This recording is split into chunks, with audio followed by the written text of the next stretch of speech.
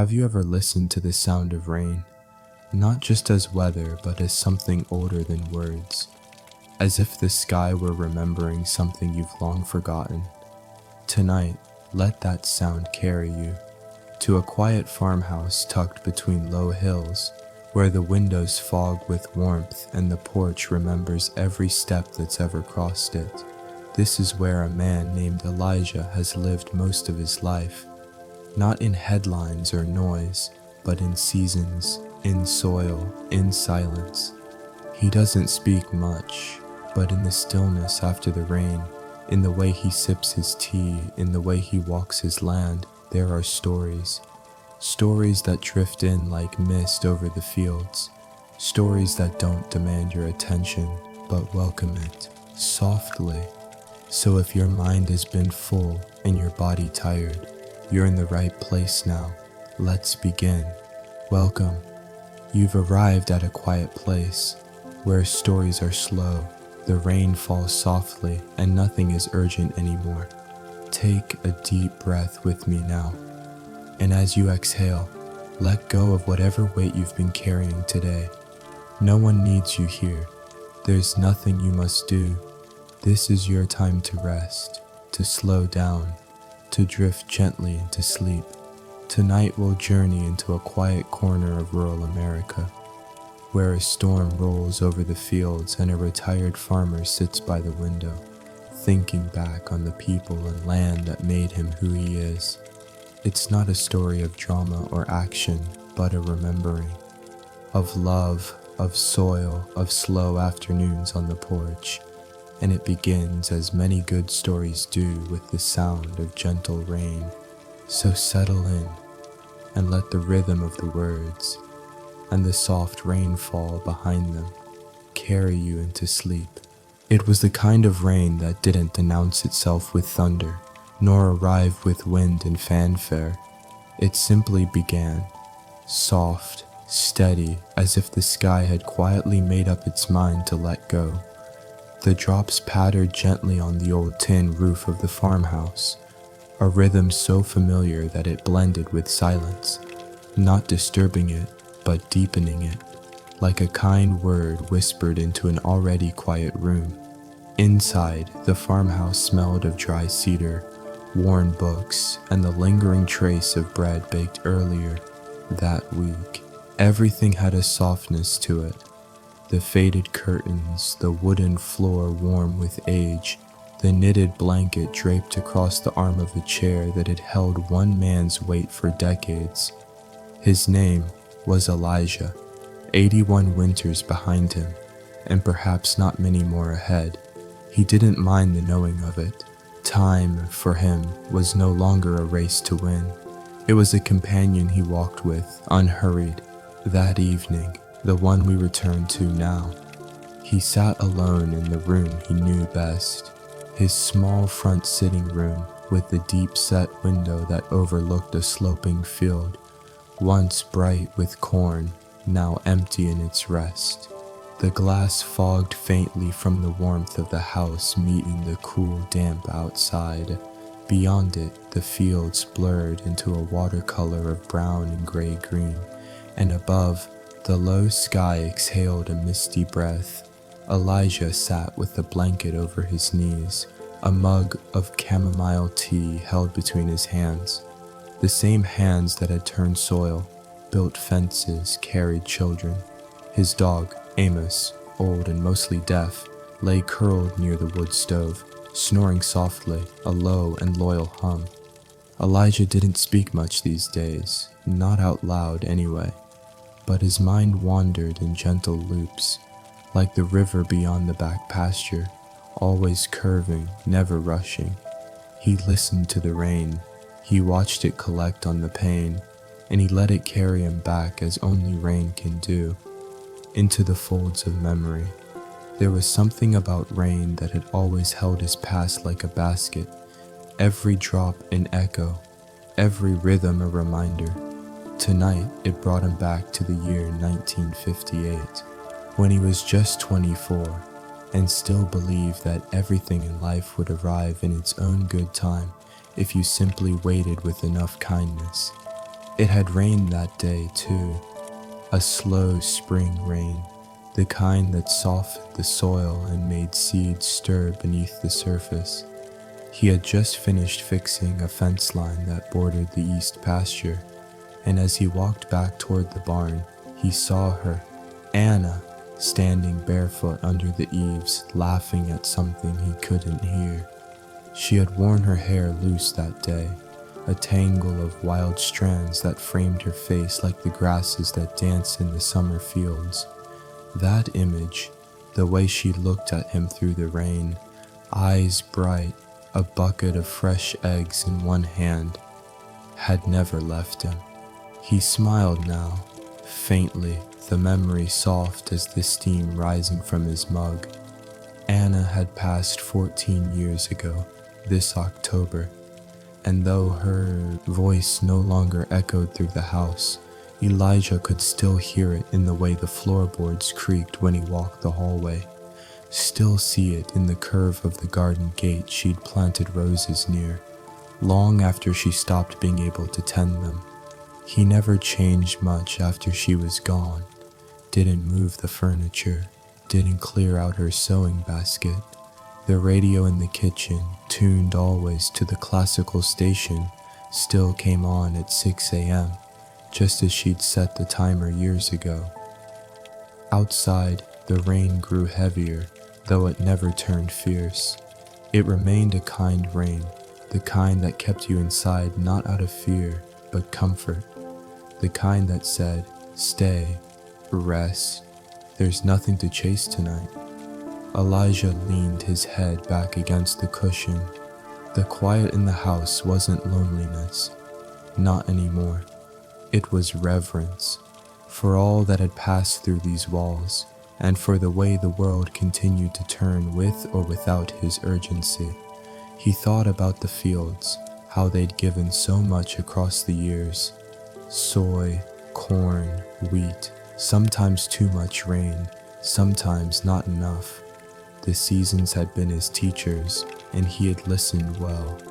They had taught him to plant with hope, harvest with gratitude, and let go without resentment when the soil refused to give.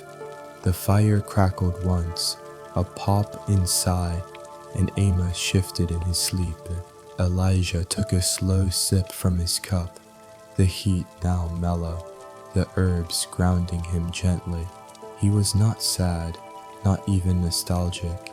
He was simply here, in this room, in this moment, with the rain, with the past not behind him, but beside him, like an old friend sitting silently on the other chair, content just to be. And so the night deepened and the sky darkened, and Elijah closed his eyes not to sleep just yet, but to remember more fully. Outside, the rain continued, a lullaby of falling grays that asked nothing, demanded nothing, but offered everything: stillness, slowness, a return. The clock in the hallway chimed once, a low, round note that disappeared into the softness of the evening.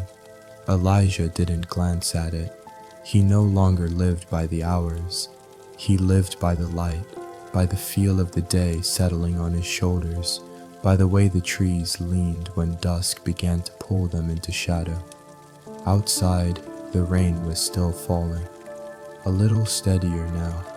It had filled the gutters and begun a quiet trickle down the sides of the porch, spilling over into the thirsty soil below.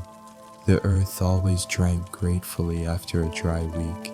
Elijah could smell it now, the scent of wet bark, of moss reawakening, of ground that had waited patiently for this drink. There was a certain sweetness to it, not like sugar, but like memory. Something familiar, something that asked to be remembered slowly. He reached beside his chair and took hold of an old notebook. The leather was soft from years of being opened and closed. The corners were bent and the pages smelled faintly of hay, ink, and time. He opened it not to write, but simply to run his hand across the lines, to feel the grain of the paper, to sense again the words he'd written in years past. There were pages where Anna had left notes too, grocery lists, garden sketches, a quote or a thought she didn't want to forget. Her handwriting, always in pencil, tilted slightly to the right, each letter curved like it had been drawn by wind. One page near the center held a map of their orchard, the small patch they'd planted together behind the barn in the spring of 1962. It had been her idea.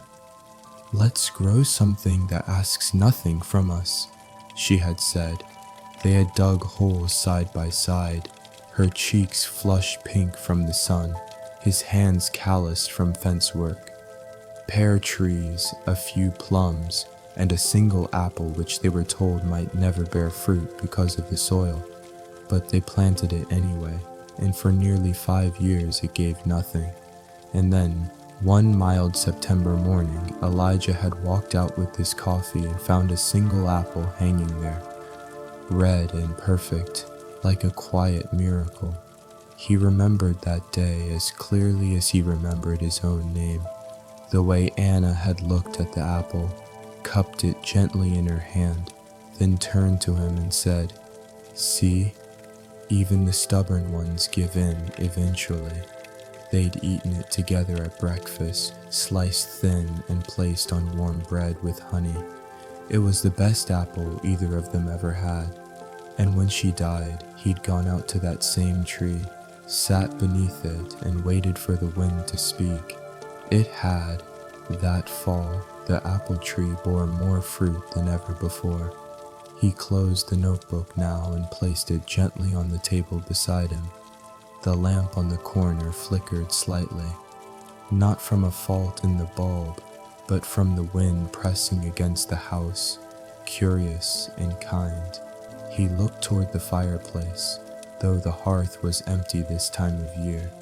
In the colder months, he'd light it just before twilight, and the warmth would fill the room like company. But now, in the slow breath of spring, the warmth came from the rain and the way it wrapped itself around the house like a blanket. Amos, his old shepherd, stirred at his feet, sniffed once, then sighed as if confirming that all was well. Elijah reached down and ran his fingers gently through the dog's graying fur. It was a gesture they both understood, neither demanding nor explaining anything. A gust of wind shook the porch screen. The rain tapped harder for a moment, then softened again, as if it, too, was trying to remember something. Elijah let his eyes rest on the window. Through the streaked glass, he could just barely make out the silhouette of the big oak tree that stood beyond the garden. That oak had been there long before him, older than the house, older than his father's memory. Some nights Elijah swore it had moods. It creaked when it was displeased, stood motionless when listening, and bent with startling grace when it chose to let go. He remembered once, in the late summer of '74, when lightning had struck the oak. He and Anna had run out in the rain, barefoot, to see if the fire had caught. It hadn't, but the bark had split clean down the center, revealing the pale heartwood beneath. Anna had placed her palm against it, closed her eyes, and said, "He's been hurt, but he's still standing." And that had been enough. He'd built a bench beneath that tree a few weeks later. Simple, made from leftover barnwood. It had become their place, for morning coffee, for whispered thoughts, for sitting in silence with something sacred. Even now, though the bench had grown mossy, and one leg had settled unevenly into the ground, Elijah visited it every few days. He'd sit for a while, sometimes with Amos, sometimes with just the wind, and let the trees talk. Tonight, though, he stayed inside, content to listen to the rain and the soft breathing of his dog, the two oldest and truest voices he knew. He rested his head back again and let his thoughts drift. Not far, just enough to return to the rhythm of a life built on small things done faithfully. The rain tapped on, not rushed, not relentless, just steady, like a promise kept. The rain had begun to taper, not stopping, just lightening, the way a song dims before fading, leaving only its echo in the ear. The night outside was darker now, but not unfriendly. A soft kind of dark, like worn velvet with no sharp edges. One of those nights that wrapped itself around a house like a shawl, meant to keep the quiet in. Elijah hadn't moved much. He didn't need to. There was a stillness that came with old age, not from lack of energy, but from the discovery that much of life doesn't require chasing. His tea had long since cooled. He hadn't finished it, but the comfort came not from the tea itself, but from the act of holding it, the way the warmth had passed into his palms and lingered there. The ticking of the clock in the hallway was the only sound inside the house, aside from the occasional creak of the wood floor adjusting to the night air. He glanced to the small table near the door, where Anna's gardening gloves still lay. They hadn't been used in years, but he could never bring himself to move them, not out of grief, but respect, as if they, too, had earned their place. Those gloves had once been caked in soil, the fingers stiff with clay, thumbs worn through from pruning tomatoes and lifting flower pots. He remembered watching her wipe sweat from her brow with the back of her wrist, then going right back to kneeling in the dirt, a woman more connected to the garden than any calendar. She had always known what to plant and when, not because she read it somewhere, but because she listened to the wind, to the birds, to the feel of the ground under bare feet. He remembered one particular spring, decades ago now, when a late frost had threatened the seedlings. They'd planted early that year, perhaps too eagerly. And when the forecast came, Anna had gone out at twilight with old bed sheets and burlap sacks, covering each young sprout by hand as if tucking in children for the night. The next morning, the frost lay silver over everything. Rooftops, fence posts, even the petals of the daffodils. But when they pulled back the covers from the garden rows, the plants were safe. Anna had nodded, not triumphantly, but with a quiet kind of knowing, like she had bargained gently with the cold and been heard. The thought of it brought a smile now, slow and full, one that reached his eyes and then dissolved gently into the soft shadows of the room. That garden, though smaller now and sometimes left to grow wild in the corners, was still there. Each year Elijah planted a little less, just what he could manage without rushing. Tomatoes in pots, a row of green beans, 3 hills of squash, and always the zinnias Anna loved, bright patches of color amidst the slow greens. He had planted them again just last week, digging shallow rows with a bent trowel, sowing the seeds with fingers that didn't move like they used to, but still steady, still sure. The rain had softened the ground perfectly. He could almost feel it, the gentle press of soil around seed, the way the earth closed itself back over, promising quietly to do its part. That was something farming had taught him long before he learned it had a name. The patient covenant between hand and land. You give what you can, and then you wait and let the silence do its work. His father had said once after a hard season, "You never plant just for harvest. You plant because it keeps your hands from forgetting how to hope." And Elijah had carried that with him through every drought, every broken machine. Every year the beans flowered late. Every night he walked the fields with worry. Hope didn't always mean expecting. Sometimes it just meant continuing. He looked now at the small garden bed outside the window, dim shapes barely visible in the silver sheen of rain. There was peace in knowing it was there, even in the dark, especially in the dark. Behind him, the old dog stirred again, lifting his head, then letting it fall with a sigh deep as the wind. Elijah ran a hand through his own thinning hair and let his thoughts drift, not into sleep yet, but toward a deeper stillness, the kind of stillness that doesn't need to explain itself, the kind that arrives after a long life well rooted, like a tree that no longer needs to stretch because it knows its place. He thought briefly of tomorrow, nothing urgent waiting, just another morning, perhaps with the sun coming through the kitchen window, perhaps with more rain. Either way, he would rise, put on the same old flannel shirt, feed Amos, and step outside barefoot just to feel the dampness of the porch and listen to what the world wanted to say. But that could wait. For now, the rain was enough. It was still falling, still steady, like memory, like time itself, measured not in hours, but in the way a man returns again and again to what he loves. The house had grown quiet in the way only old houses do, not silent but alive with soft memory. Wood creaked in gentle protest. The wind traced its fingers along the eaves, and the faint ticking of the clock echoed down the hallway like a heartbeat too patient to ever rush. Elijah remained in his chair, legs covered with the blanket Anna had knitted years ago, a patchwork of mossy greens, sun-washed yellow, and the kind of brown only the woods know how to teach. Each square was imperfect, which made it perfect.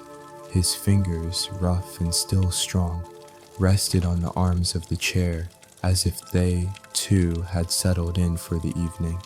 There was no need to rise, no reason to move, and then gently his gaze fell toward the bottom drawer of the old pine sideboard near the fireplace.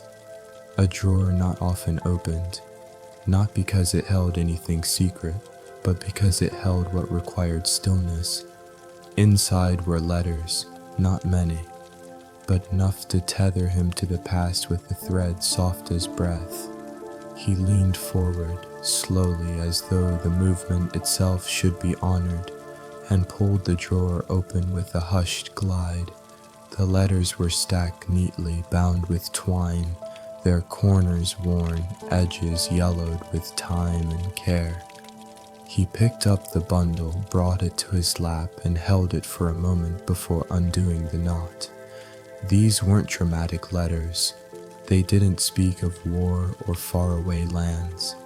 They spoke of tomatoes ripening, of laundry hung to dry, of an aching back after planting too long under the May sun. They were Anna's letters, the ones she'd written when they were first married, and he had gone to help his brother restore an old tobacco barn 3 counties over. They'd only been apart a few weeks, but she had written every evening, her words folded between the pages of the day, like the scent of something familiar tucked inside a drawer of linens. He opened one now. The handwriting, even after all these years, still carried her. Elijah. The corn popped again today. I sat on the porch and watched the clouds turn that soft lavender before night falls. You'd have liked the breeze. It came through the orchard and carried the smell of green things. It reminded me of the day we cleared the south fence line and you made coffee over a fire. You told me silence could be holy. I didn't understand then, but I think I do now. He read slowly, not to finish, but to dwell, to move gently through the lines as if walking a familiar trail with no need to arrive. Anna had always written like that, with no rush, as though she believed time would wait if you spoke kindly to it. He folded the letter, set it atop the others, and looked out the window again.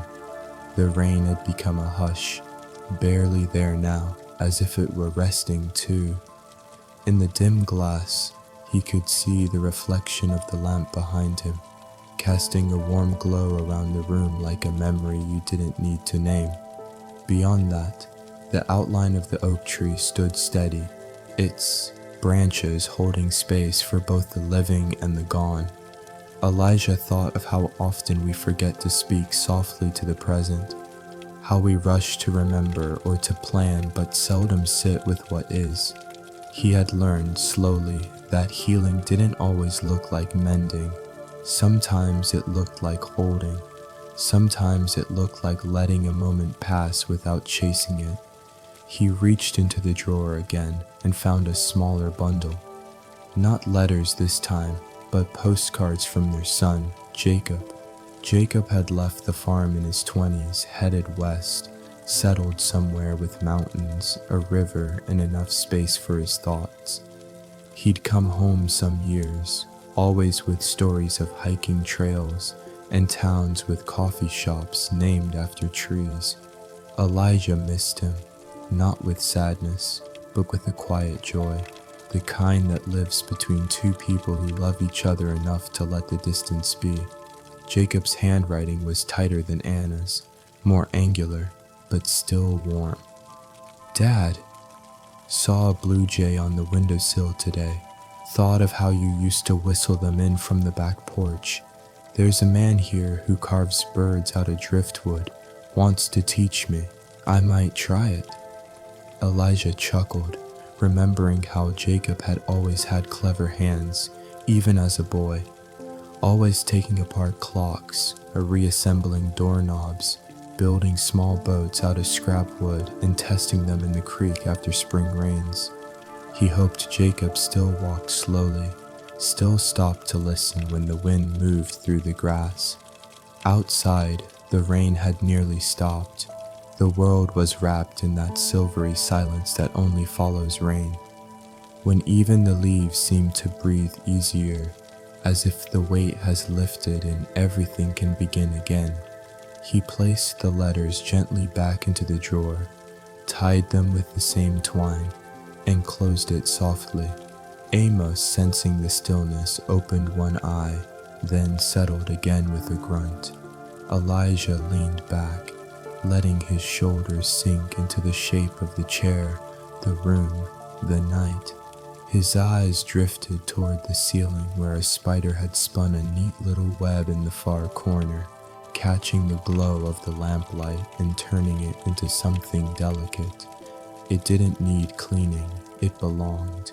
There was no rush to sleep, only the slow return of breath, and time, and the long, gentle remembering that nothing truly dear ever leaves completely.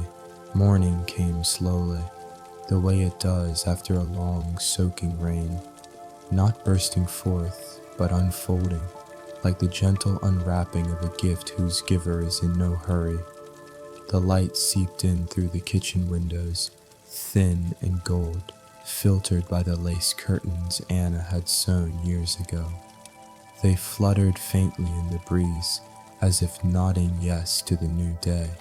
Elijah stirred quietly in bed, his body knowing before his mind did that it was morning. He lay still for a moment, not because he was reluctant to rise, but because he knew the world didn't need him to rush into it. The room was cool, but not cold, the kind of cool that made you pull the quilt closer just to enjoy its weight. Outside, a wren had begun her song, clear, bright, like a bell rung far away, and Amos, always just a few seconds behind the day, shuffled to his feet from the rug by the stove, stretching stiff legs, letting out a breath like old wood settling. Elijah sat up, feet finding the smooth pine floor the way they had for decades. He didn't turn on the overhead light. He liked to let the morning ease into the house, not startle it with bulbs and switches. In the kitchen, he filled the kettle, lit the old gas stove with the ease of memory, and waited as the flame licked the metal to life. He reached into the tin on the shelf labeled tea, his own handwriting faint now. rubbed nearly invisible by years of use. He chose chamomile again, not for any particular reason. It had become the taste of peace, the flavor of quiet mornings and slow thoughts. The porch called to him, as it did most days, so he carried his mug carefully, pushed open the screen door, and stepped out into the softened world. The rain had washed everything, but not harshly. It had rinsed the dust from the leaves, left small puddles in the uneven places of the path, and coaxed the scent of earth up from below. The garden looked pleased. The zinnias had stood straighter overnight, their petals unfolding with a sleepy boldness, bright against the wet soil. Elijah sat on the old wooden rocker, its arms smooth from wear, its creaks familiar and kind. He took a sip of tea and let the warmth anchor him. Across the field, the oak tree stood tall, dripping rain from its leaves in lazy rhythm, and beyond it, the sky, still a little gray, began to open into pale blue. It was a good morning, not exciting, not newsworthy, but good in the way that most people miss when they're in a hurry. He watched a pair of rabbits near the fence line, one cleaning its face, the other sitting motionless, ears alert to something he could not hear. They looked content, so he decided he would be too. After finishing his tea, he stood slowly, his back reminding him gently that some things were no longer effortless. But he didn't mind. He fetched the basket from its hook near the door, the one with the fraying handle and the patch of blue thread Anna had sewn in to cover a crack. He never did replace it. He liked the feel of it in his hand and the way it told a story without needing words. He made his way to the garden, Amos padding behind him, pausing to sniff here and there with no apparent urgency. The soil was soft beneath his boots, still damp from the rain and fragrant, a rich, generous smell that made him feel younger than he had any right to. He bent slowly, knees creaking, and checked the squash blossoms, then the beans, then the cherry tomatoes, which were green and firm but coming along nicely. There was nothing to harvest this morning, but that wasn't the point. He walked the rows, hand brushing over the plants like a priest giving blessing. This land had shaped him, not only the acres he owned, but the habit of returning to it, again and again, to kneel, to wait, to listen. He remembered the first time Anna had said that the garden was her way of praying. She'd said it without ceremony, just matter of fact, knees in the dirt, a smudge of soil on her cheek. Prayer doesn't always need words, she had added, pressing another marigold into the soil. Sometimes it just needs your hands and your full attention. He hadn't answered then. He didn't need to. He'd simply knelt beside her and planted something. Now, as the morning warmed slowly, Elijah made his way back toward the house, the basket still empty, but his hands not. He paused before going in, looking out once more across the pasture, the mist rising, the sun taking slow ownership of the sky. It would be a quiet day. Maybe he'd oil the porch rail, write a letter to Jacob, or finally repot the fern that had outgrown its corner. Or maybe he'd do none of that. Maybe he would sit on the porch, dog at his feet, the garden before him, and let the day pass by like a river he no longer needed to cross. Not all days are for doing. Some are for noticing, for breathing in the scent of wet grass and watching shadows shift on the walls. And as he stepped back inside, the floor warm beneath his feet, he knew this morning had already given him enough. The kitchen smelled faintly of toast and old paper, the kind of morning smell that doesn't shout its presence, but waits quietly to be noticed. The kettle had long since cooled, and the tea in Elijah's cup was no longer hot, but he didn't mind. He wasn't drinking it for the warmth, only for the rhythm it gave his hands. On the kitchen table sat a single sheet of thick cream-colored paper, pulled from the drawer beside the pantry, where Anna used to keep things too good for every day.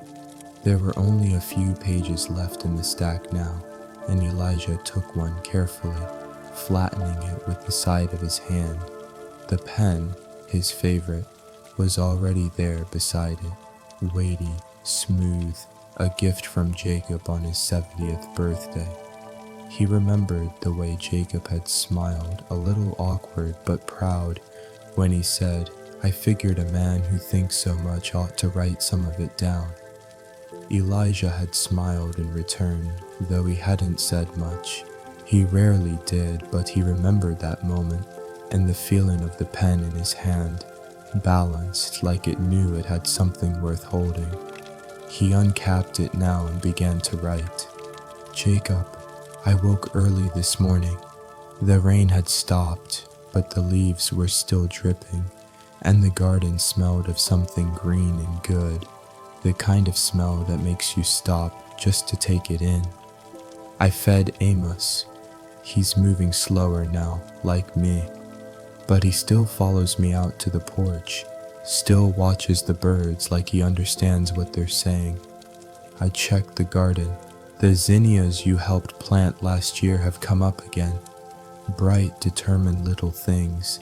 Anna used to call them the cheerful stubborns. She said they reminded her of me. I never argued with her about it. There's something about the way the light comes through the trees this time of year. It's softer, less certain, like it's learning to begin again. I suppose that's what we're always doing, one way or another." Elijah paused. The pen hovered above the paper. He wasn't writing for news. There wasn't much of that. He was writing to remember, to gather what might otherwise be lost if left only to the mind. Outside, a breeze lifted through the screen door, bringing in the scent of damp grass and lilacs. The birds had grown bolder with the sun now higher. A finch darted to the feeder, then away again, like a thought arriving briefly before vanishing. He smiled, then continued, "I was thinking this morning about how we used to walk the lower field together, you and I.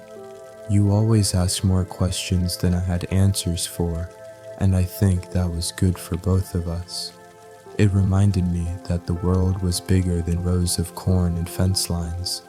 Do you remember the time you found that turtle near the creek? You carried it all the way home in your shirt and asked if we could keep it on the porch. You named it Howard, though I never understood why. We built it a little pen and you sat with it every afternoon for almost a week. Then one morning you let it go, just like that, said he's got places to be. And I remember thinking, this boy's gonna grow up just fine." Elijah's handwriting had slowed. The lines were steady, but unhurried.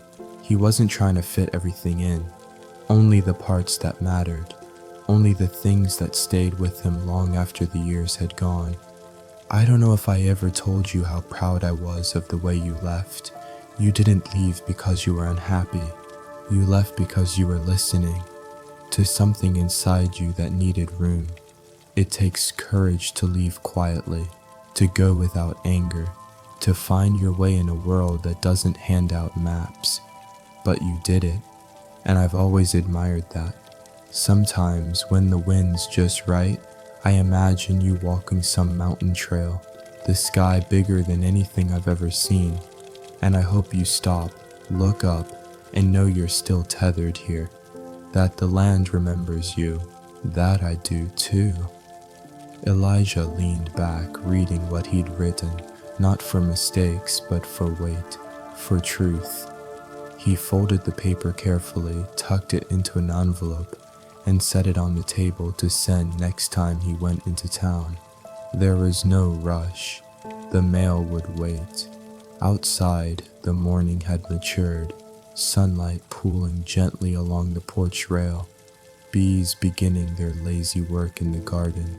The world had resumed its quiet labor, just as it always did when we're willing to meet it on its own terms. Amos had laid himself at the door again, chin resting on the threshold, eyes half closed. Elijah poured himself a second cup of tea, still chamomile, still cool, and returned to the porch. The oak tree swayed slightly, a conversation not meant to be heard, but felt. He sat, took a sip, and let the morning continue without interruption. Some letters are sent, some are written only to be read once by the hand that holds the pen. But either way, they do their work. They hold something in place, a memory, a person, a season, a love that never asked for much, only that it be remembered softly. And Elijah remembered. The afternoon light came in at an angle, golden and unhurried, slanting through the kitchen window and stretching across the floor, like a memory that had taken its time returning. Elijah had just finished rinsing a few plates. He hadn't dirtied much, just the one from breakfast and the tea mug he'd used twice already. He didn't mind the small rituals. They made the day feel shaped, given over to something slower than obligation. Outside, the world was quieting. The rain had passed, but the air still held its hush. Leaves drooped slightly, heavy with moisture, and the gravel path beside the house sparkled faintly in patches of sun. There was no breeze, but the stillness wasn't empty. It held presence, like someone sitting quietly in the same room, not speaking, but known. Elijah dried his hands on the cloth by the sink and glanced through the back window, toward the old shed at the edge of the garden, half shaded by the elderberry bush. Its paint had long since faded into the soft gray of weathered wood, the door sagging slightly on its hinges, its roof patched more with truss than shingles. It had been Anna's space once, not in any official way, but in how she used it. She had kept her tools there, her flower seeds and baskets, a little stool she sat on when she trimmed the stems of zinnias or bundled herbs.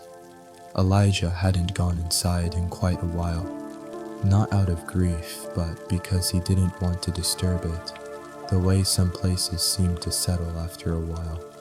Not forgotten, just resting. But today felt different, not urgent, just gently inviting. He stepped out the back door, boots soft on the earth, Amos lifting his head briefly from under the porch rail before deciding the moment didn't require his attention. The short walk to the shed brought with it the scent of old grass, of sun on damp wood, and something faintly herbal, perhaps a sprig of thyme still lingering somewhere under the eaves. Elijah opened the door slowly. It gave a familiar creak, one that didn't protest, only announced his arrival like an old friend clearing their throat. Inside, the air was cool and shaded. Dust floated in long shafts of sunlight, tiny particles caught mid-drift, proof that even the quietest spaces are never still. The shed was small but full in the way a well-loved drawer is full, with things kept not for usefulness alone, but because they belonged somewhere. Clay pots were stacked neatly in a corner, a few cracked, their edges softened by time. A trowel rested on a shelf beside twine, and above it a line of glass jars still held seeds labeled in Anna's handwriting. Marigold, Cosmos, Dill, each name written with the slight curve of her hand that made every letter feel like a whisper. Elijah stood there for a moment, taking it in. He wasn't looking for anything.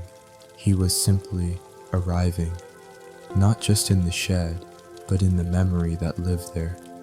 He moved to the little table under the window where an old tin box sat, rusted at the edges, lid slightly ajar. He recognized it instantly.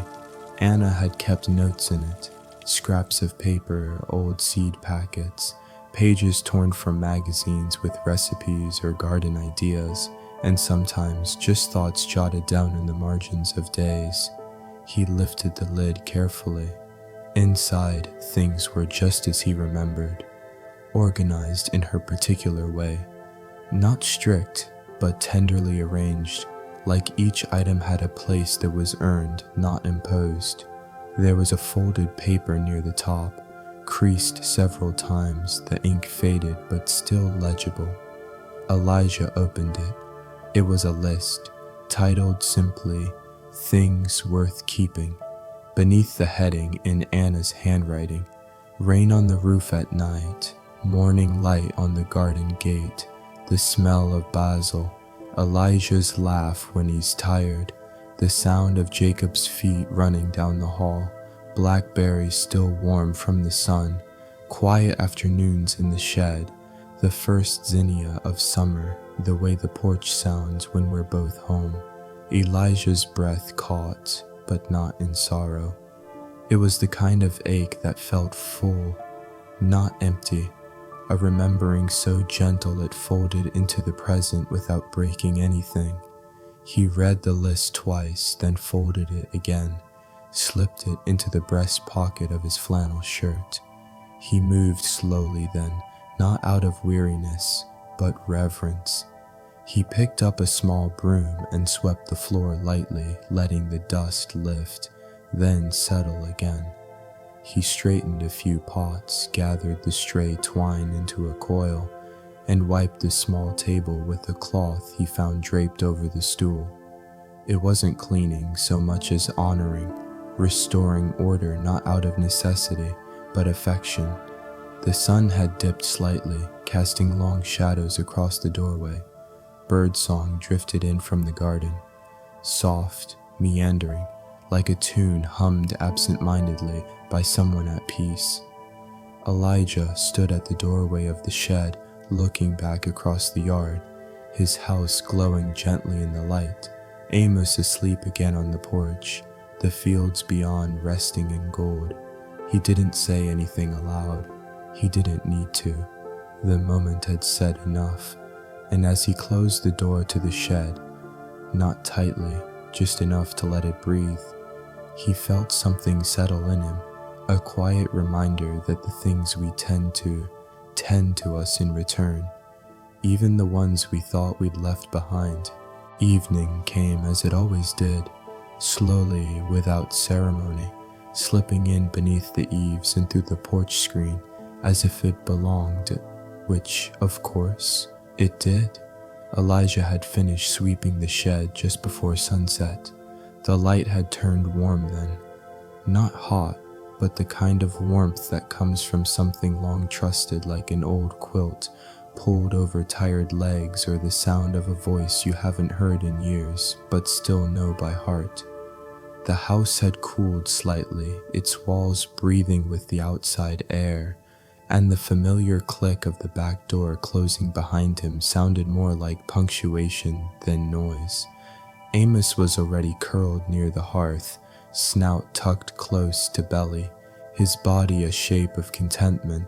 He rarely stirred in the evenings now, his body too honest to pretend at energy he didn't have, but he kept close, always. Elijah moved with the slowness of someone who had no need to be anywhere else.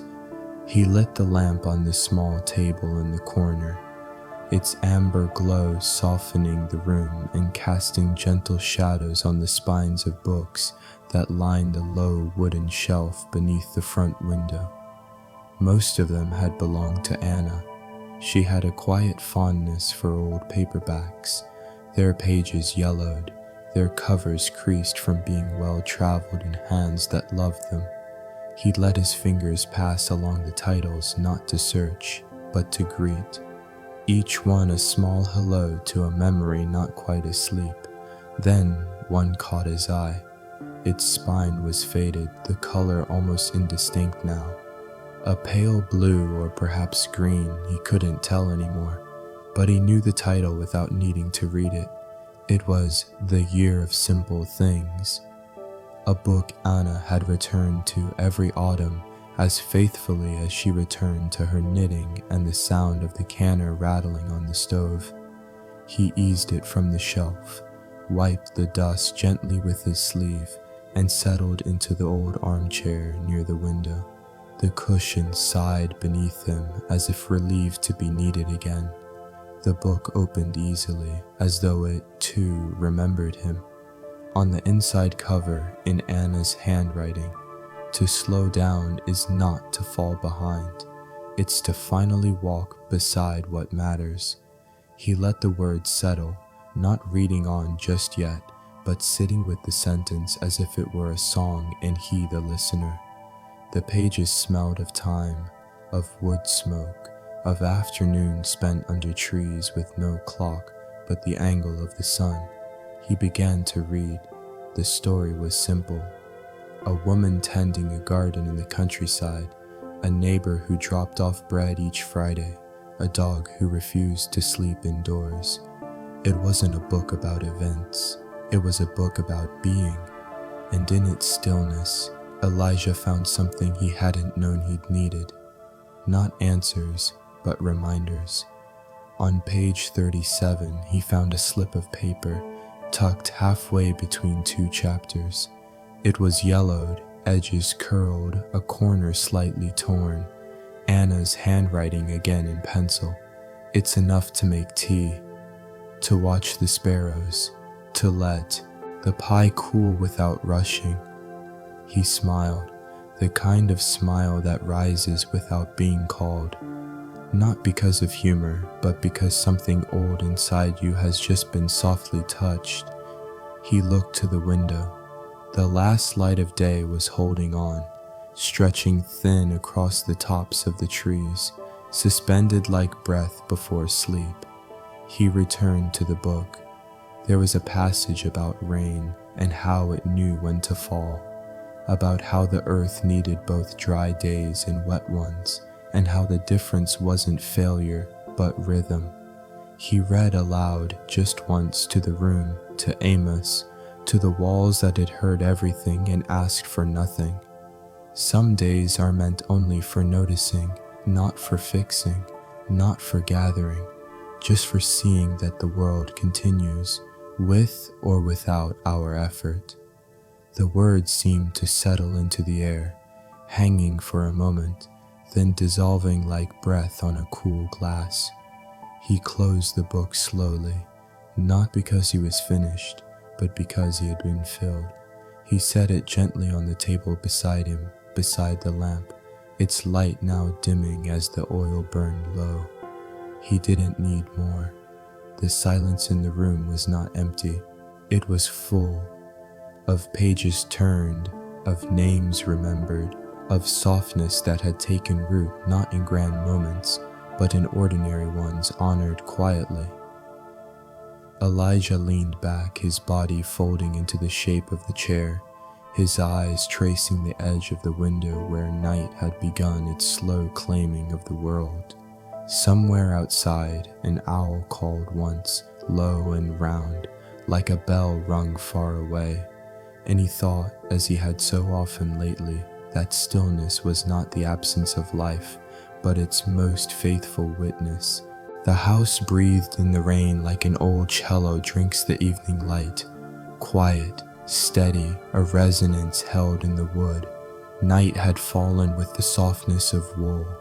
There was no thunder, no wind, only the light, constant hush of rain falling gently on the tin roof, a rhythm so even it became almost indistinguishable from breath. Elijah lay in bed, not asleep, but resting in the space just before it, that gentle, unmeasured place where the body softens and the mind loosens its grip on everything it thought it needed to carry. The quilt was pulled high, the room dim but warm, lit faintly by the glow from the hallway lamp. Amos was curled at the foot of the bed, a soft mound of fur and trust, and outside the windows, the world had let go of its edges. The sound of the rain brought with it something familiar. Not a memory exactly, but the mood of one, like the scent of bread from another house, or the way a song catches you off guard after years of forgetting. He let himself drift with it, not toward sleep just yet, but toward recollection. It had been like this once, many years ago, the first summer after he and Anna had moved into the house. It had been emptier then, though not lonely. The rooms had echoed with possibility, each footstep across the pine floor like a promise whispered to the beams overhead. The bedroom had been nearly bare, just the bed frame, a mattress wrapped in thickened cloth, and 2 suitcases pushed against the wall. No curtains, no rugs, just light and shadow and the smell of fresh paint and rain. He remembered it clearly now. That night had brought a summer storm, one of those warm July rains that came without warning, rattled briefly, then softened into something slower, as if the earth had sighed. They had no fan yet, no screens on the windows, so they had opened the back doors and let the storm air roll in, thick with the scent of wet clover and distant lightning. Anna had stood barefoot in the middle of the room, her long hair pulled into a loose braid, wearing one of his shirts. She had laughed at the way her feet left prints on the clean floor. He remembered that laugh, not loud but lit from within like the flame in a lantern on a windless night. They had sat on the floor for hours, backs against the wall, legs stretched out, talking in half whispers as if raising their voices might scare the rain away. They talked about the garden they would plant, the bookshelves he would build, the chair she wanted by the window. She told him that she liked how the house creaked in the quiet, how it sounded alive. He told her that he hoped they'd never fill it too full, that he wanted the space to always feel like it had room for listening. She reached over then, touched his hand, and said, "That's how I want our life to be." He hadn't known what to say, so he just nodded and held her hand in both of his, like it was the truest thing he owned. Now, lying in the quiet of the same room, decades later, he could almost hear that laughter again, echoing faintly, but still rooted in the grain of the walls, the seams of the floorboards. Nothing had moved, but everything had changed. He turned slightly, pulling the quilt a little closer to his chin. The rain continued, gentle even, eternal in its smallness. He thought then about how we measure love, not in declarations, not in grand gestures, but in moments like that. A bare room, a summer rain, and the quiet decision to build a life slowly, as you would plant a tree and wait for shade you may never fully sit beneath. The house knew all of it. It had carried their silences, held their laughter, absorbed their grief like the soil drinks a downpour. It had kept them even when they were too busy to notice. Now, in this softened night, Elijah let the memories come, but only the ones that asked gently. He did not force himself to remember. He did not reach too far. He simply let the sound of rain carry him through the gentle corners of the past, like a boat drifting down a slow river, guided not by urgency, but by trust in the current. Amos stirred slightly at the foot of the bed, letting out a breath so deep and steady it seemed to match the rain itself. Elijah's eyes closed slowly. The room held him, just as it always had, no longer full of plans, but never truly empty, just quiet and true and enough. The morning came on slow feet, soft and certain, like it had walked all night through the fields without disturbing a single leaf. The sky was the pale blue of worn denim, washed and rewashed by time. A hush lay over the land, the kind of hush that doesn't ask for silence, but receives it all the same. Elijah stirred beneath the quilt, warmed by the steady weight of Amos near his feet and the even breath of a house that had rested well. The rain had passed some time in the early hours, leaving behind the clean, wet scent of renewal, as if the night had wrung itself dry over the roof and left the world rinsed of worry. He rose without hurry, not because he had no plans, but because there was no reason to rush them.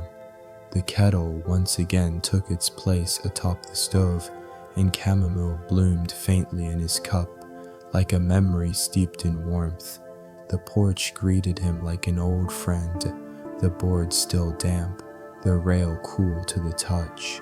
Mist clung to the ground in thin ribbons swirling low over the garden paths and fence lines. Out beyond the pasture, a line of sycamores stood quiet, patient, as if holding up the morning sky with branches alone. Elijah sat in his usual chair, the mug cradled between both hands, and took in the day as it unfolded and unfolded some more.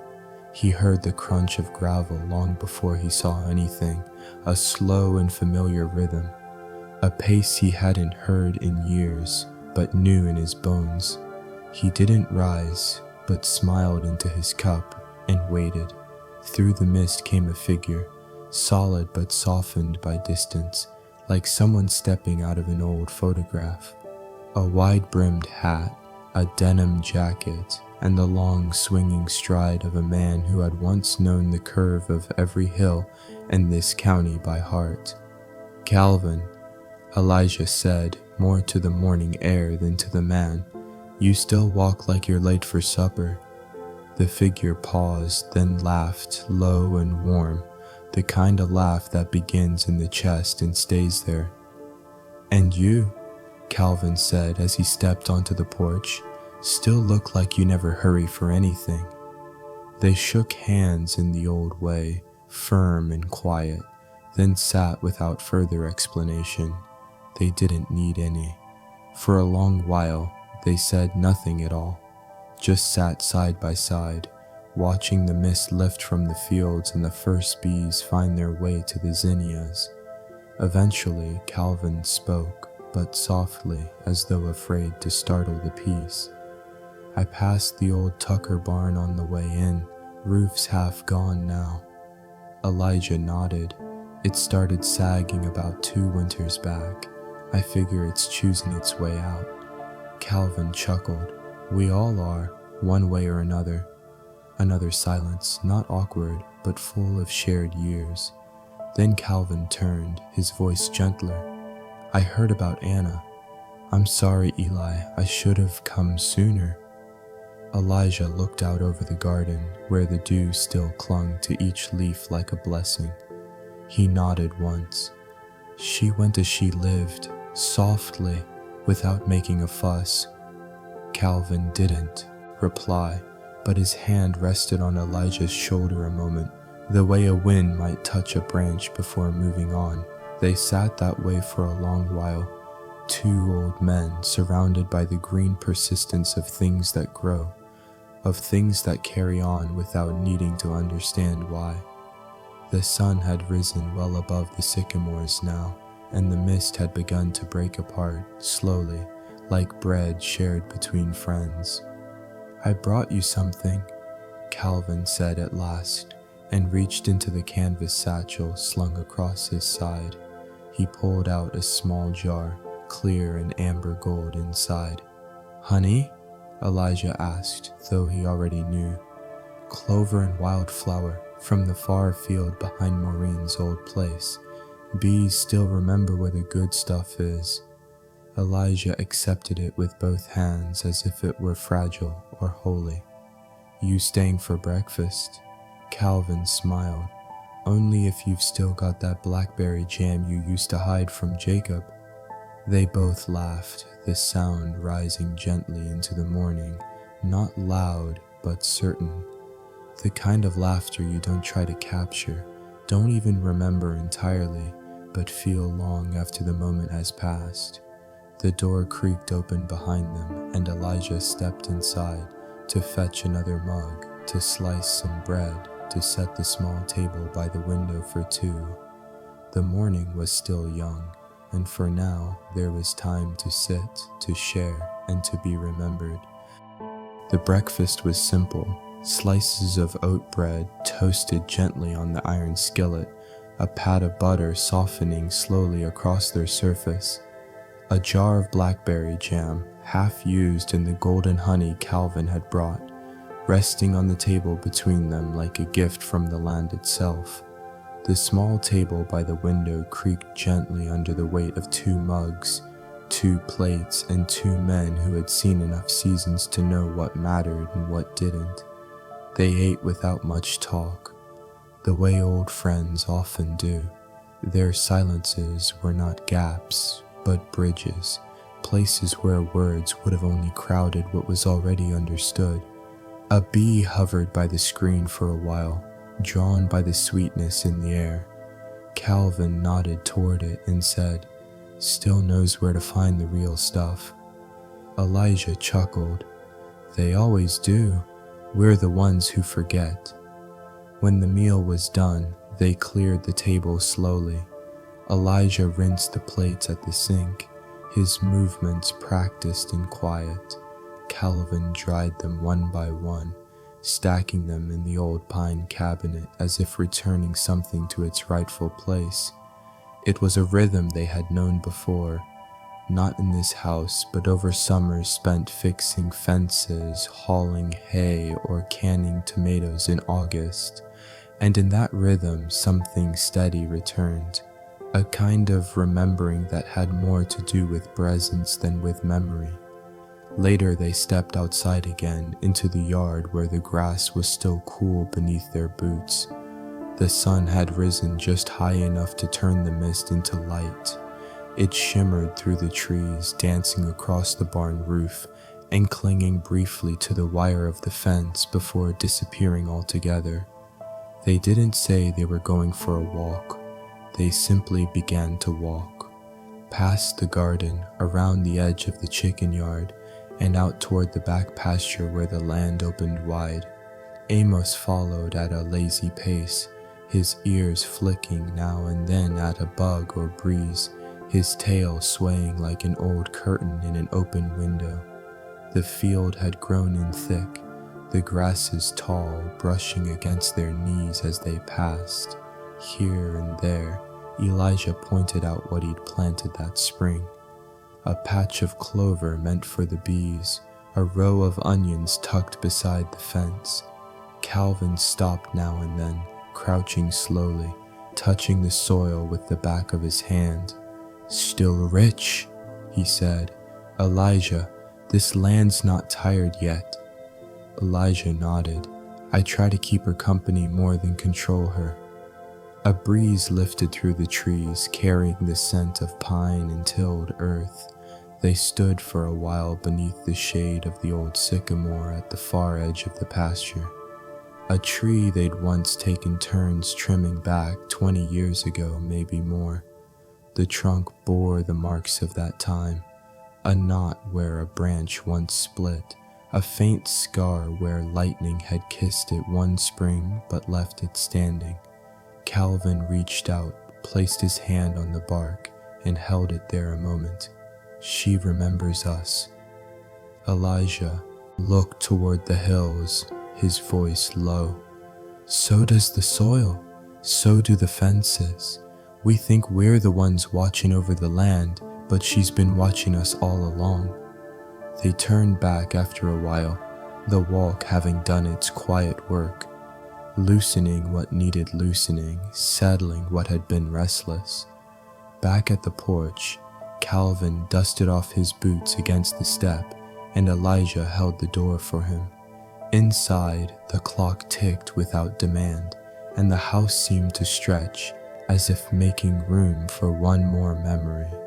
Calvin took a seat again, this time by the hearth, where the morning sun cast a golden rectangle on the rug.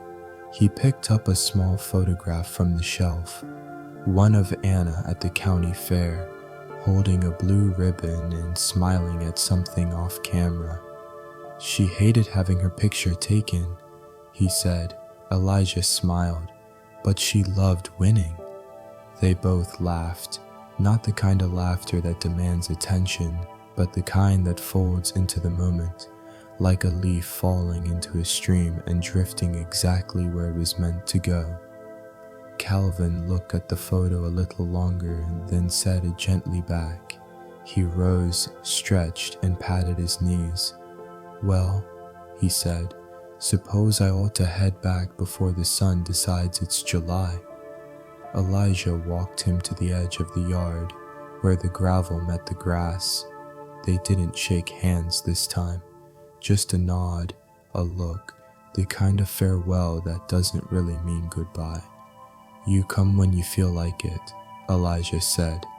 "I always do," Calvin replied, and then he was gone, down the long drive, his silhouette folding back into the trees, into the rhythm of the land that had never truly let him go. Elijah stood there for a long while, watching the stillness, listening to the way it held the echoes of everything that mattered.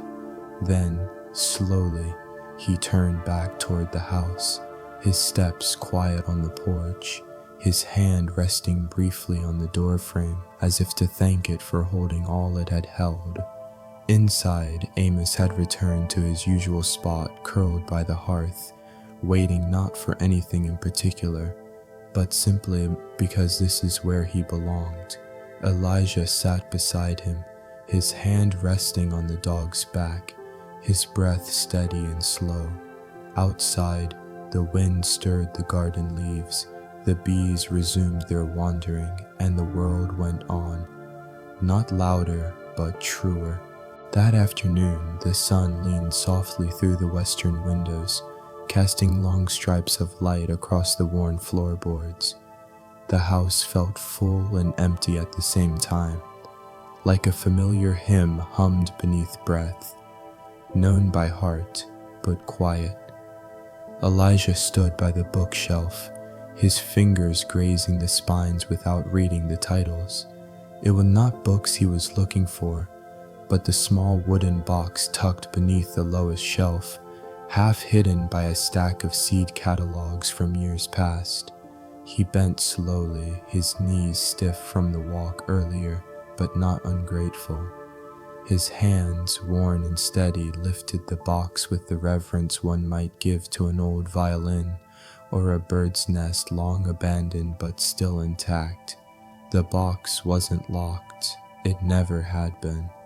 Inside was a careful chaos, a patchwork of letters, photos, faded ribbons, and small items that had no use but could never be thrown away. He sat at the kitchen table, the late light warming the wood, and opened the box as one opens a memory not to relive, but to revisit. The first thing he touched was a note from Anna, a scrap of lined paper torn from a notebook, her handwriting loose and familiar. "Pick the first tomatoes. You were right, should have staked them sooner. They're sweet as anything. See you at supper." He smiled, the way one does when finding something not lost, but still unexpected. Next came a photograph, creased at the corners, of a younger version of themselves standing beside the barn, with arms dusted in flour, grinning at each other like the world had just begun. He remembered that day. The power had gone out and Anna had decided to bake anyway, kneading dough by candlelight, laughing at the absurdity of it all. They'd eaten bread and jam for supper and called it a feast. A small spool of red thread came next, a leftover from the winter she'd mended his overalls in silence as they listened to the fire crackle and the wind move across the porch. Each item was a door quietly opening, each memory a step into a place he hadn't visited in a while, but never really left. Toward the bottom of the box he found a bundle of letters tied with string, not from Anna, but to her. They were dated back to the first years of their marriage, when he'd taken a short job hauling lumber in Kentucky to make ends meet. He'd written every evening, even when there wasn't much to say. The moon tonight looks like the one we saw that night behind Miller's Pond. You said it was too perfect to be real. I still think you were right. My hands ache from stacking planks, but I still imagine yours holding them, steadying what I can't carry alone. He hadn't read this letter since she passed, hadn't needed to. They were in him, but reading them now was like hearing his own voice from another time. Softer, unguarded, a little surprised by how deeply he had loved without knowing how to name it. A fly buzzed gently by the window. Somewhere, outside, a crow called once then was silent. He gathered the letters slowly, retied the string with care, and laid them back in the box. Each item followed, tucked back not as things put away, but as blessings returned. He closed the lid and sat with his palms resting on it for a while, as if it were a friend and not merely wood. There was no ache, no longing, only a soft fullness, a knowing that what was true remained true, even when the voices grew quiet and the rooms held only echoes. The sun had lowered past the trees now, and the light in the kitchen had turned to gold. The kind that doesn't last but leaves everything touched by it more beautiful. He rose, carried the box back to its place beneath the shelf, and stood for a moment before straightening. A breeze came in through the open window, carrying with it the scent of basil and the soft rustle of bean vines touching one another in the garden. He poured a small glass of water, sipped it slowly, then opened the back door to let the rest of the evening in. The porch was cooler now, the wood beneath his bare feet still holding the memory of the day's sun. He sat, not with purpose, but with presence. Amos returned from wherever he had wandered, circled once beside the chair, then curled up with a sigh as if he, too, had made peace with the hours. Overhead, the first stars flickered in a sky still bruised with pink and blue. A cricket started up, tentative at first, then steadier, its rhythm a quiet song woven into the fabric of dusk. Elijah didn't need to think, or remember, or plan. He simply sat, and in the stillness, in the hush between breaths, he felt the shape of his life settle gently around him. Not as a burden, not even as a story, but as a garden that had been faithfully tended season after season, with hands that gave more than they held, and a heart that had never once forgotten how to grow. The next morning came with the hush of a quilt being turned back, the steady creak of floorboards under bare feet, and the sigh of a house waking gently. Not startled, but stirred, Elijah moved through his usual motions, the kettle filled, the tea leaves measured, a hand resting briefly on the stove as the warmth gathered. Outside, a gentle fog had risen again, not heavy, but enough to soften the lines of things. The edges of the barn, the corners of the garden, the horizon itself. It was a day that invited quiet. He carried his tea to the porch and sat with his notebook, a fountain pen resting in his hand like an old friend. He had not planned to write, but some mornings arrived with words already in them. He opened to a blank page, its cream-colored surface slightly rough from the recycled cotton he preferred. It reminded him of Anna, how she loved textures, the feel of linen, of wool, of bark and bread crusts. And so he began, not thinking of grammar or purpose, but simply letting his hand follow what the morning stirred loose. Dear Anna, it's the kind of day you would have called good sweater weather, cool enough for sleeves, warm enough for open windows. I didn't sleep much last night, not because I was troubled, just that kind of quiet insomnia that comes with age, where the body's still, but the thoughts keep sweeping the porch. Calvin came by yesterday. We didn't talk much, but it felt like prayer in its own way. He brought honey, clover, and wildflower, just like you used to prefer. A little sharp, a little soft, you'd say. I found the box again. I wasn't looking for it, but I suppose it knew better than I did. I read some of your notes and a few of mine. It's strange to see yourself from the outside. I sounded younger, not just in words, but in how quickly they came. There was a lightness then, even when money was short and the garden wouldn't grow. Do you remember the year the beans turned yellow too soon? You said it was the soil being moody. I told you the soil was just following our lead. I still talk to the soil, by the way. Not as much as you did, but I try. And the beans came in better this year. Not perfect, but I figure that's not the point. I've kept the zinnias along the fence, even though the deer got bold last fall. They're tougher than they look. Like you, like most things that bloom late in the season. There's a stillness in the house that's not sad. I think it's you, holding the corners of the rooms, like when you used to tuck the sheets just so. Not to trap, but to comfort. Sometimes I wonder where you are, not in a heavy way, just curious. I don't expect answers. I'm not built for visions. But every now and then, when the wind comes through the kitchen window just right, I swear it carries your hum. There's not much else today, but I wanted to say hello in the old way. The way we used to ride across town just because it felt good, to receive something handwritten. I miss that about the world, the slowness, the time people took to say small things. Anyway, I'll be in the garden later. The peas need checking. Always yours. He finished with a soft exhale, then closed the notebook, laying his hand on the cover for a moment longer. The letter would not be sent. It was not meant to travel. It was enough that it had been written. Inside the house, the clock ticked on, steady and unworried. Amos stirred from his spot by the hearth, lifting his head but not rising, content to simply know Elijah was near.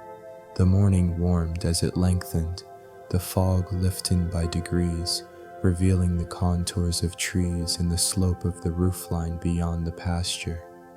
Elijah stood, stretched, and carried the notebook back inside. He placed it atop the writing desk, beside the tin of saved seeds and the small glass jar of paper clips she'd once used for everything but paper. He glanced at the window, watching the shadows shift, watching the light land on the wood floor like something sacred and ordinary all at once. Later he would pull weeds, walk the fence, check the rain barrels, perhaps even bake. But for now, he stood still, in the middle of this simple, beautiful morning, and felt, without needing to name it, the quiet company of love that had not gone, only changed its shape. The afternoon wore a cardigan of wind, soft and worn with threadbare cuffs, the kind of breeze that tousled leaves gently without hurrying them along. Elijah stood by the garden beds, a small trowel in one hand, the other brushing soil from a cluster of carrots he had meant to harvest days ago. The rows were not perfect, neither was the fence that ran beside them, a little bowed in one place, a bit crooked in another, but it held, like most things he cared for, with quiet persistence. Amos lay under the shade of the porch, ears twitching now and then, but otherwise undisturbed by the movement of time. Birdsong stitched itself through the trees overhead, sparrows and finches adding notes to the stillness, not breaking it, just filling it out. He straightened, wiped the back of his neck with a faded handkerchief, and leaned on the handle of his hoe. Then he heard it, the creak of a bicycle chain, the soft crunch of gravel, and then a voice. "Mr. Elijah?" He turned slowly, not startled, but surprise in the way a quiet room might be when sunlight suddenly lands on the floor.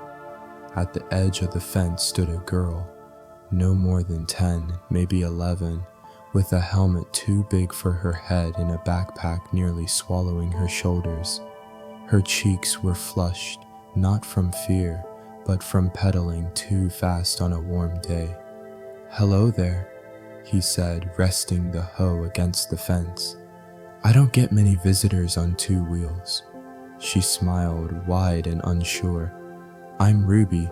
My folks just moved into the house past the ridge. Dad said to come by and say hello if I saw you out." Elijah nodded, recognizing the name now. Tom Bratcher's little girl. Tom, who had bought the old Wilkins property last spring and was slowly learning what it meant to coax life from soil. "Well, Ruby," he said, "you've got the best introduction a person can give, showing up with your own 2 feet and a good question in your eyes." She giggled, though she tried to hide it, and looked down at her shoes. "You thirsty?" She looked up. "A little." He motioned with his hand. "Come on round, I've got lemonade on the porch, and I don't think Amos will mind the company." She left the bike propped near the fence and walked with small, eager steps toward the porch, glancing at everything. The zinnias, the tin rooster on the post, even the wooden chimes that sang whenever the wind remembered them. He poured 2 glasses of lemonade, his own tart and unsweetened, hers laced with honey and a sprig of mint for good measure. They sat on the porch, him in his old rocking chair, her cross-legged on the top step, the glass balanced carefully in both hands. "You grow all that yourself?" she asked, pointing toward the garden. "Most of it. Some of it grows in spite of me." She grinned. "I planted beans once. They all died." "Well," he said with a slow smile, "beans are humble, but opinionated. They like a say in where they're planted, and they don't care for being crowded." She sipped and looked at him the way young ones often do, with bold curiosity, unafraid to ask, even if they don't yet know what to ask for. "Was your wife the one who made those wind chimes?" He looked up at the small row of bells and wood strips, swaying lazily in the breeze. "She did," he said softly. "She said silence was never meant to be empty, just waiting for something kind to pass through." Ruby was quiet for a moment, then asked, "Do you ever get lonely?" Elijah took a slow breath, not to fill the silence, but to honor the weight of the question. "Sometimes," he said, "but not today. Today I've got a visitor with a curious mind and a good heart. Hard to be lonely with company like that." She beamed and rocked slightly on the step. The dog had moved closer now, placing his head near her leg, and she, without thinking, reached to scratch behind his ears. "What's his name?" "Amos. He's been around a while. Some say dogs remember more than we do." She nodded. "I think they do. Like my grandma's cat. He knew when she was sad and would sit on her lap without moving." The afternoon slipped on, light growing softer, shadows stretching themselves across the porch like old friends settling in. They talked about small things, school projects, how tomatoes smell when you touch their vines, the best kind of skipping stones. Eventually, Ruby stood. "I should go. Mom said not to be late." He walked her back to her bike, steady and unhurried. At the fence, she paused and looked back. "Can I come again?" He smiled. "Anytime you want. Bring questions, stories, or just your quiet. All of it's welcome here."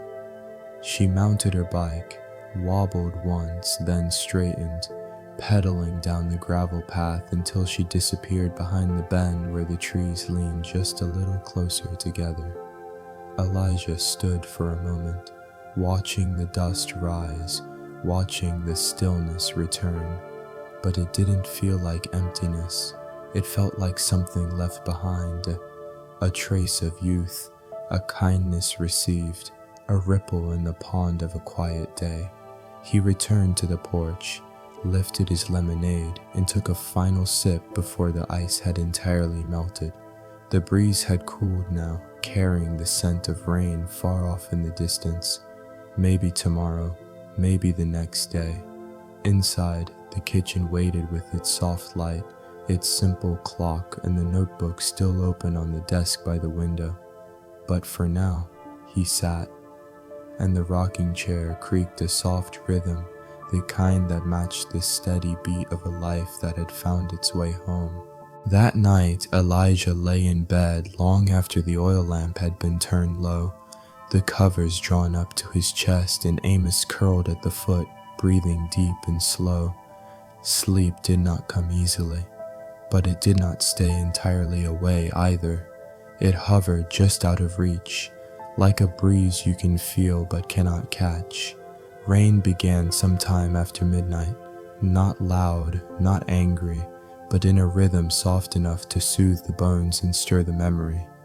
It tapped gently on the tin roof, not as an interruption, but as a song only those awake at this hour were invited to hear. Elijah opened his eyes to the darkness, then turned slowly on his side, facing the window. A sliver of moonlight slipped through the curtain, catching on the glass jar of dried lavender on the windowsill. The scent of it mingled with the smell of rain. Eartha, sweet, the way it used to smell when Anna left the window cracked on summer nights and the night air carried the garden inside. He didn't move to rise, but neither did he try to sleep. He simply lay there, letting the rain speak in its thousand soft syllables, and in that stillness, memories began to arrive, not in scenes, but in feelings. The warmth of Anna's hand resting briefly on his back before rising early to tend the stove. The smell of wet wool from coats hung on pegs after long walks home.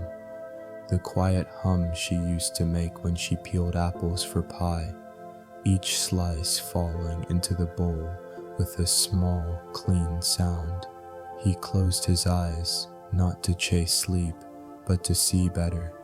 He remembered one night, early in their marriage, when the roof had leaked just above their bed. They had placed a pot beneath it and lay awake listening to each drop strike the metal like a bell. They'd laughed, counted drops, and made up stories about the raindrops' journeys from cloud to rooftop. That night returned now, not in detail, but in warmth. The kind that rises from beneath years and wraps itself around you with no need to explain. He reached for the small journal on the nightstand beside him, not to write, but to hold. A habit he had picked up since the house had become quieter. Sometimes just holding something was enough. Outside, the wind stirred gently through the trees, their limbs brushing one another like old friends in conversation. The gutters gurgled softly, and somewhere in the distance a night bird called once, then again. He wondered who else might be awake. Perhaps Tom, rocking a restless baby, perhaps a deer in the orchard, startled by the change in wind. The rain continued, steady and kind. Amos shifted slightly, murmured in his sleep, and returned to stillness. The sound of his breathing matched the rhythm of the rain, and Elijah found himself matching it too. He thought of the soil outside, how it would drink in this water slowly, how it would swell and loosen and be ready to receive again. He thought of the seeds he had not yet planted, the ones still wrapped in their paper packets on the shelf by the back door. Tomorrow, perhaps, but not tonight. Tonight was for listening, for resting without sleeping, for remembering without aching. The roof did its work, catching and carrying the rain in its ancient way. The walls held the warmth of day, and the bed held his shape like it had been waiting. And Elijah, somewhere between sleep and wake, drifted, not away, but deeper into the quiet, into the hush of falling rain, into the hush of everything that had ever mattered and still did. The morning after the rain arrived with the kind of hush that only follows a night of listening. The sky wore a quiet gray, not heavy, but calm, like a shawl draped across the shoulders of the world. Elijah stirred slowly, his body still tuned to the rhythm of water falling softly on tin. Amos lifted his head at the sound of rustling blankets, then settled again, content to let the day unfold without rush. In the kitchen, the kettle hummed as it always did. The scent of chamomile rose warm in the air, and toast browned slowly in the old iron pan. But Elijah's thoughts were already in the garden. Mug in hand, he stepped out onto the back porch, the boards still damp beneath his slippers, the smell of rain clinging to everything, to the soil, to the leaves, to the very air itself. He stood for a long moment at the edge of the porch, breathing, not deeply, but attentively. Then he made his way down the steps, feet brushing through blades of grass beaded with water. The garden waited, still glistening like a canvas just rinsed clean. He bent beside the third bed, the one near the fence, half forgotten for weeks. That soil had sat untouched since early spring, when he'd emptied a pocket of leftover seeds without much thought. He hadn't even marked the row. Now, in the soft light of post-rain morning, he saw it. A single green sprout, thin but upright, its two earliest leaves reaching toward a sky still unsure of sunshine. He crouched slowly, balancing his tea on one knee, and smiled, not because it was rare, but because it wasn't, because life, quietly, consistently, found its way through in the simplest places. He touched the soil gently, feeling its looseness beneath his fingers, the way it crumbled with just enough resistance to tell him it was ready. Around him, the garden was waking, tiny beads of water rolling off the petals of zinnias, earthworms slipping deeper as the sun began to suggest its arrival behind the gauzy clouds. A robin landed on the fence post nearby, shook off a spray of droplets, then tilted its head as if to greet him. Elijah raised his mug slightly in quiet salute. He stood again, bones creaking just a little, and looked over the rows, some full, some bare, some waiting, just like the years, just like he had. The wind stirred the trees in the gentle way that meant nothing urgent, only that the day was here, and so were we. And in that small moment, between the first light and the second sip of tea, between the stillness of memory and the movement of leaves, Elijah felt something that did not need a name. Peace, perhaps, or maybe just the still satisfaction of having lived close to the land, to people, to what matters. He turned toward the house, the sprout behind him now, but not forgotten. He would tend to it later, not because he had to, but because he could, because even now, especially now, there were still things worth growing. Va nu the kao chuyin kep lai hong koloi gia tolon chila mot ingoi nong dan jungyu avon sao kon moi nkilong min du lai no jad va thora mot hoi das. And so the night deepens. The rain has quieted, the fields are still, and somewhere out there, perhaps just beyond your window, the earth is breathing slowly again. May this story have settled gently over your heart, like a blanket woven from old memories and soft winds. And if sleep has found you along the way, I hope it holds you tenderly until morning. If you're still here, still listening, thank you for spending this quiet time with me. And when you wake, if you remember even just one moment of peace from tonight, let that be enough. If you'd like to share, I'd love to know. What kind of story would you like to hear next? Good night, sleep well. You are safe now. You are home.